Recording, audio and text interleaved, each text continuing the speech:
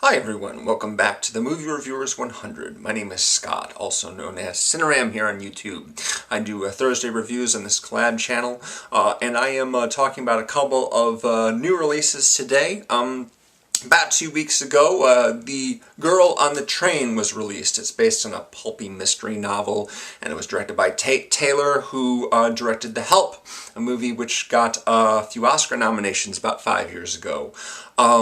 This movie, unlikely to get a lot of nominations, unfortunately. Emily Blunt is the main character.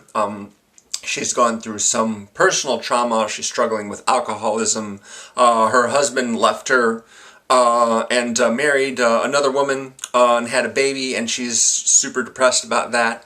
Even though she's unemployed, she will still ride the train into the city and back again, every weekday.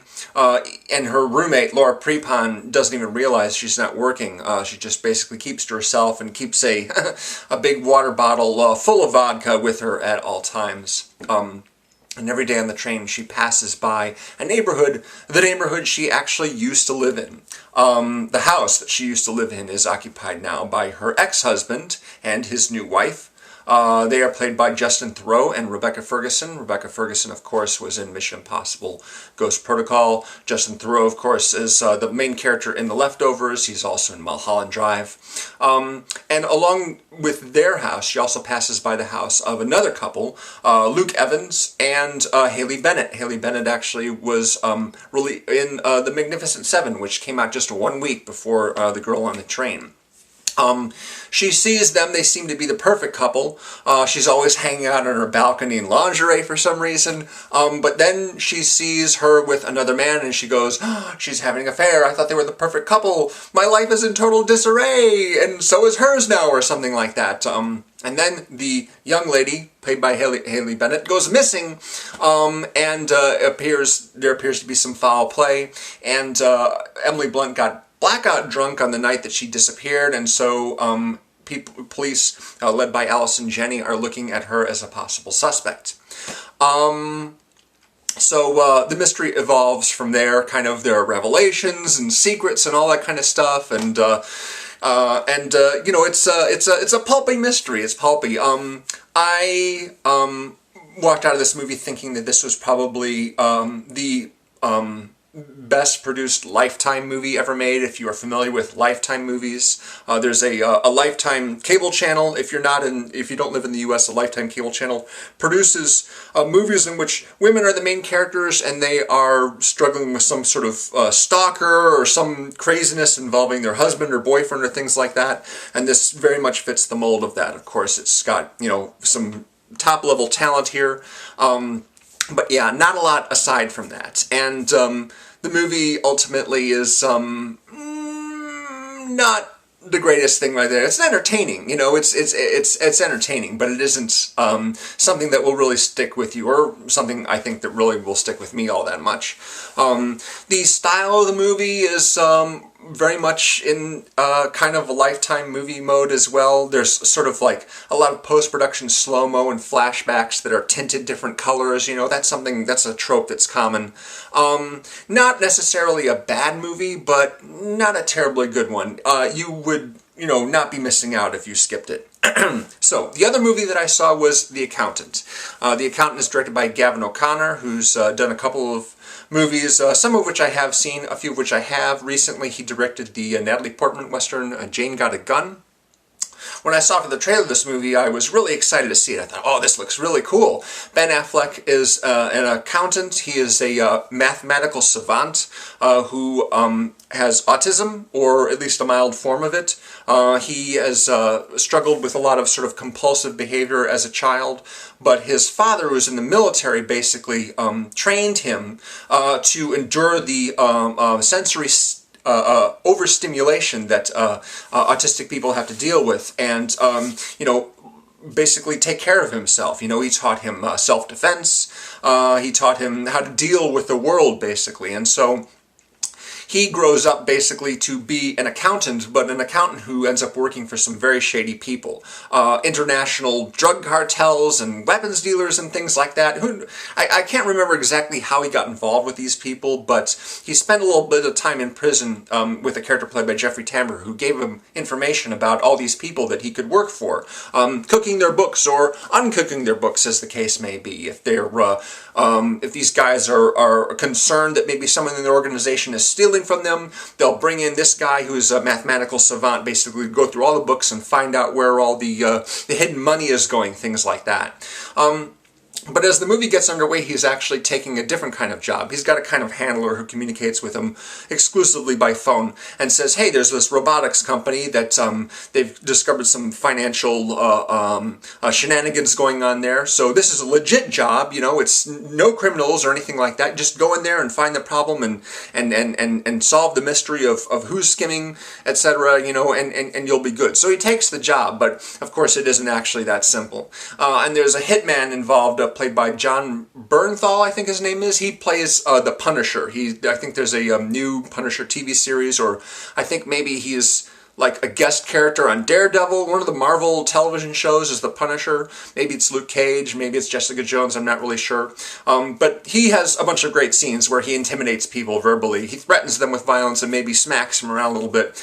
He's really good in the movie. The head of the robotics company is played by John Lithgow. Anna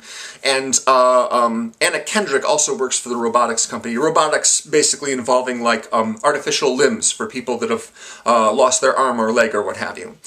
So Anna Kendrick is basically the junior accountant who works at the robotics firm who found this discrepancy, and so when they bring in Ben Affleck's character, he goes through and he sort of tries to solve the puzzle. But as it happens, you know, there's some nefarious goings on, and then there's hitman dispatched to kill certain characters, and then other characters have to fight back and escape with their lives, and it ever sort of becomes an action, not really an action movie, but more like a thriller with a lot of action in it. There's some fighting, there's some shooting, that kind of thing. And like I said, when I saw the trailer for this movie, I thought it looked really stylish and cool, and I was really excited to see it. Well, after the movie was over, I sort of thought back on what was happening, and I kind of went, wait a minute now.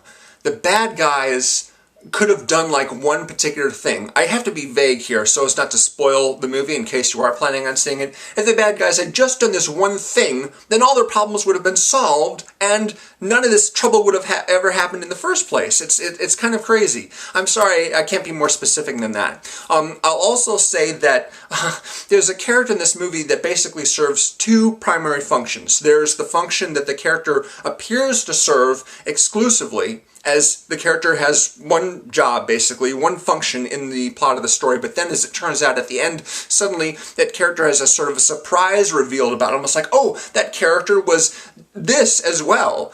And at that point in the movie, I kind of went, wait a minute, they're doing that? This character could have been like completely superfluous. And in fact, there's a scene towards the end where two characters basically sit down on the floor and actually have a conversation while sitting on the floor that just stops the movie dead cold. It's just like, I can't believe this is happening. And I wasn't the only one to feel this way. I could feel like the frustration of people like sitting near me, shifting around in their seats and going, are they actually doing this? I'm like, yeah, they are. They are doing this. It's crazy. I'm just like, are you seriously going to go there? Oh, great. But the worst part, of course, is the fact that the whole movie kind of falls apart when you look at it from a perspective of, okay, what's the bad guy's plan? And they did this instead of that. I mean, they could have avoided all this trouble for themselves if only they had done this one thing, and they didn't do that, and they created a whole bunch of trouble for themselves for no reason at all. It's like the movie progresses, and by the end of it, it's like completely invalidated its own existence. The movie didn't even have to exist. You know, the story would never have actually taken place if this one thing, if the bad guys hadn't been stupid enough to do this thing that they never should have done. It's weird. I wish I could explain more. I don't want to spoil it for you if you're planning on seeing it, but see, for about maybe 2/3, 3/4 of the movie, at least 3/4, I was really entertained by this movie. I thought it was exciting, it was suspenseful, I couldn't wait to find out who the culprit was and everything like that. And then all is revealed and then it's like, what? What? Are you kidding me? You know, I mean, why? How could these characters be that dumb? How could they be that idiotic? It's just really disappointing, really disappointing. I was really excited to see this movie. And like I said, for the most part, I really found it engaging. And then it's just like, what? Yeah, come on, you know. So, yeah, sorry, definitely not a recommendation on that one. I apologize. I apologize on behalf of the filmmakers and especially the writers for the grave errors that they made. Yeah, so there are my reviews this week, and next week I'll be back with a couple more new movies. We've got a new film from Kelly Reichardt that's opening here in Chicago. Kelly Reichardt is the director of Wendy and Lucy and Meek's Cutoff, and the one where Dakota Fanning and Jesse Eisenberg bomb a dam. What was that called again? Home something. I can't remember. I'll find out next week. Anyway, her new movie is called Certain Women. Kristen Stewart, Michelle Williams are a couple of the main characters. There's a few other people in it. I'm definitely seeing that one this weekend, and so I'll have a review of that, and maybe at least one other new movie if you'll tune in next week. I hope you do. Thanks very much for watching this video. If you've got a particular actor or director, a particular genre, film series that you'd like us to focus on for a week, we just did a Ridley Scott tribute week, and we'll do another one. Just leave a comment, let us know what you'd like us to do, or go to our Facebook page and leave a comment there. We'd love to hear from you. Thank you very much for watching. See you again real soon. Later.